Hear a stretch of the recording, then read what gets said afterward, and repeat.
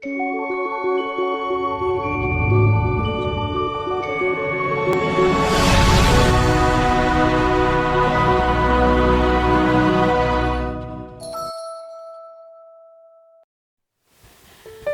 Bapak, Ibu, dan Saudara-saudari yang terkasih, mari kita memulai renungan kita hari ini dengan tanda kemenangan Kristus. Dalam nama Bapa dan Putra dan Roh Kudus. Amin. Renungan kita pada hari ini kita beri judul Mempertanggungjawabkan Kehidupan. Inspirasi diambil dari Injil Lukas bab 12 ayat 39 sampai 48. Saya akan memulai renungan ini dengan berbagi pengalaman sebagai seorang guru. Seringkali saya menjumpai siswa saya seringkali tidak siap. Kalau misalnya saya katakan tiba-tiba, hari ini kita ujian ya.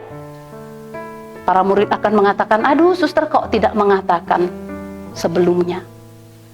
Dan kalau ujian tetap dilaksanakan, nanti ketika mengoreksi kita akan melihat bahwa banyak sekali soal-soal itu yang tidak dapat dijawab oleh siswa. Dan sudah bisa diduga kalau misalnya kita bertanya, mengapa? Tentu wajar kita bertanya mengapa karena semua soal yang kita berikan itu pasti sudah diajarkan sebelumnya. Tapi kalau kita tanya mengapa tidak bisa dijawab? Sudah bisa kita duga para siswa akan mengatakan, habis suster memberi ujian tiba-tiba, tidak diberitahu sebelumnya. Ini yang menjadi alasan mereka.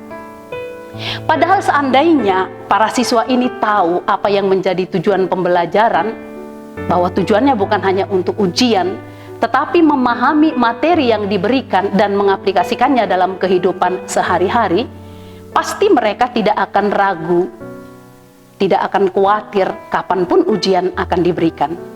Karena ketika mereka tidak terlalu memahami, pasti mereka akan bertanya sampai mereka paham, sehingga kapan atau bagaimanapun soal-soal yang akan diberikan dalam ujian, mereka akan bisa menjawabnya karena sudah paham tentang materi tersebut.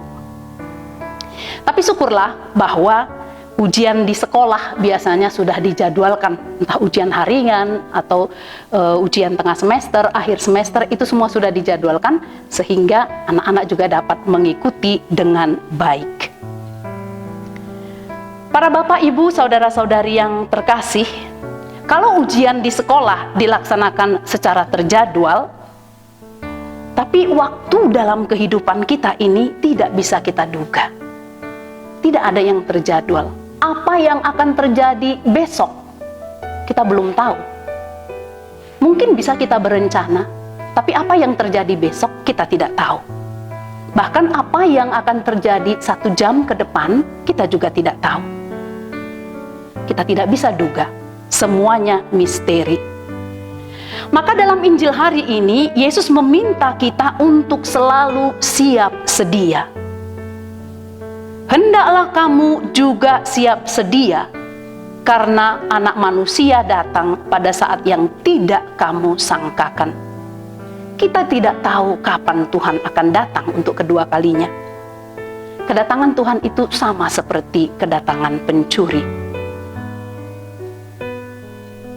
Maka hal yang bisa kita lakukan hanyalah bersiap-siap, sehingga kapanpun Tuhan datang, kita sudah siap mempertanggungjawabkan kehidupan kita kepadanya. Lalu apa yang bisa kita lakukan selama hidup kita agar kita sungguh-sungguh berada dalam keadaan siap untuk kedatangan Tuhan? Dengan merenungkan perikop hari ini, perikop Injil hari ini, sebenarnya ada banyak hal yang bisa kita gali untuk bisa kita lakukan. Namun, saya hanya mau mengatakan 2 hal yang bisa kita lakukan sebagai tanda kesiapsediaan kita. Yang pertama adalah bertobat dan jangan menunda.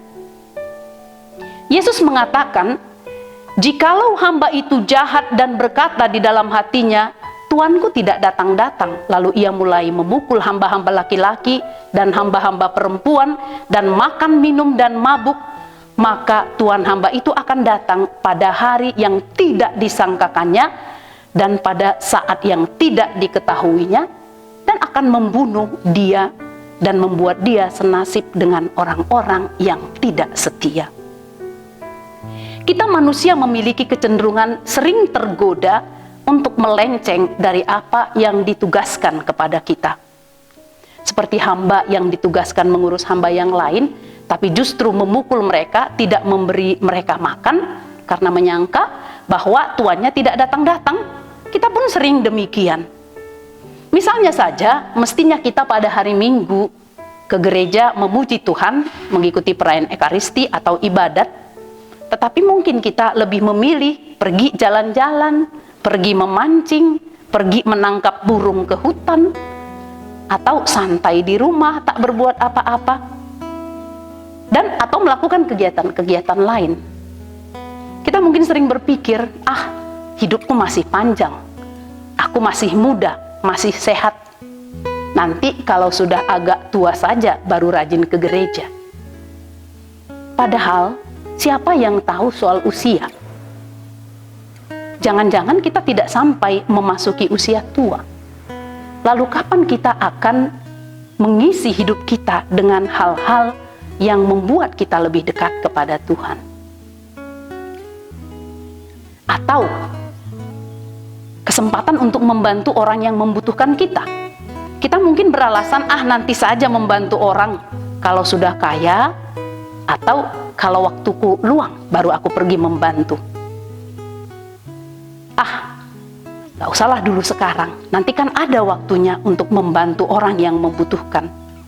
Padahal kalau kita pikir-pikir, apa ukuran kekayaan?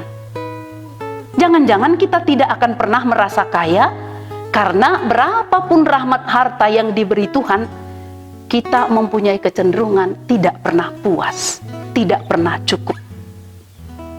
Maka jika kita memiliki pemikiran seperti ini, kesempatan berahmat untuk membantu orang yang membutuhkan akan terlewatkan begitu saja. Sampai nanti Tuhan datang dan ternyata kita tidak berbuat apa-apa kepada sesama. Lalu bagaimana kita mempertanggungjawabkan kehidupan kita? Banyak contoh lain kalau kita mau melihat kehidupan kita. Maka dari jalan yang demikian itu, marilah kita bertobat. Bertobat berarti berbalik kepada Tuhan dan melaksanakan kehendak-Nya. Melaksanakan kehendak Tuhan berarti melaksanakan kebaikan-kebaikan, karena Tuhan adalah sumber kebaikan. Maka berbuat baiklah sebanyak dan sesering mungkin, seolah-olah Tuhan akan datang dalam waktu yang tidak lama lagi, sehingga kita sungguh-sungguh siap mempertanggungjawabkan kehidupan kita. Hal kedua yang patut kita lakukan sambil bersiap-siap adalah menggunakan dan mengembangkan talenta yang kita miliki. Yesus mengatakan, setiap orang yang kepadanya banyak diberi, daripadanya akan banyak dituntut. Dan kepada siapa yang banyak dipercayakan, daripadanya akan lebih banyak lagi dituntut. Para saudara-saudari yang terkasih, kepada setiap orang Allah menganugerahkan rahmat. Allah menganugerahkan talenta. Meski rahmat yang diberikan besarnya berbeda-beda, tetapi semua menerima rahmat. Tidak ada yang tidak menerima rahmat. Maka dari setiap orang juga dituntut pertanggungjawaban. Tuntutan pertanggungjawaban kepada yang memiliki rahmat lebih besar tentu saja akan lebih besar daripada tuntutan kepada yang rahmatnya lebih kecil. Tuhan menuntut pertanggungjawaban dari kita dengan melihat apakah rahmat atau talenta itu kita gunakan untuk melaksanakan tugas-tugas kita dengan baik sesuai dengan kehendak Tuhan. Rahmat dan talenta itu untuk kebaikan-kebaikan.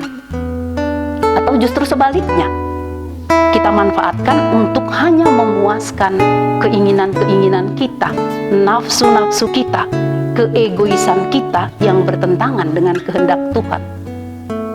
Karena kita sering mendengar banyak orang yang secara intelektual pintar misalnya, diberi anugerah kepintaran, tetapi menggunakan kepintarannya untuk menghancurkan kehidupan.